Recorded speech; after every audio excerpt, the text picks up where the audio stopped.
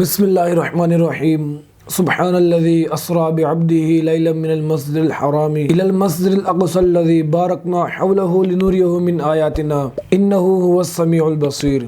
پاک ہے وہ ذات جس نے اپنے بندے کو سیر کرائی رات کے کچھ حصے میں مسجد حرام سے مسجد اقصی تک، جس کے ارد گرد ہم نے برکتیں رکھی ہیں تاکہ ہم اسے اپنی عظیم نشانیاں دکھائیں۔ بے شک وہ سننے والا دیکھنے والا ہے۔ دنیا میں سر کی آنکھوں سے رب تعالیٰ کا دیدار ممکن نہیں۔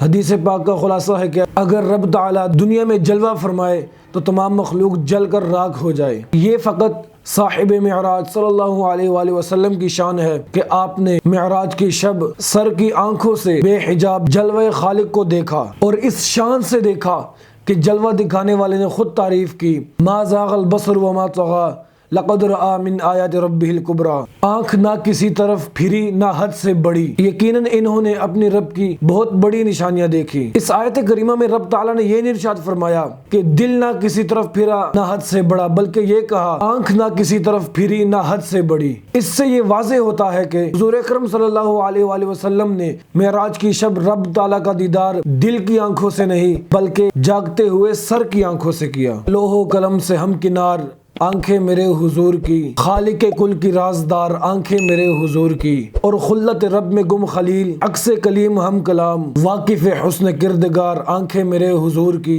کتنے کمال ہوش سے غرق مشاہدہ رہے جلوہ حق سے کامگار آنکھیں میرے حضور کی، اور تحت سرا کی ہے خبر عرش علا پہ ہے نظر سدرا سے دیکھتی ہے پار آنکھیں میرے حضور کی۔ روزے پہ آئے امتی عفو گناہ کے واسطے کرتی ہیں اب بھی انتظار آنکھیں میرے حضور کی، اور ایسی حسین و سرمگی جن کی مثال ہی نہیں سرمے بغیر دھاری دار آنکھیں میرے حضور کی، اور بارگاہ جمال میں مقصود اب دعا یہی خوابوں میں آئے بار بار آنکھیں میرے حضور کی۔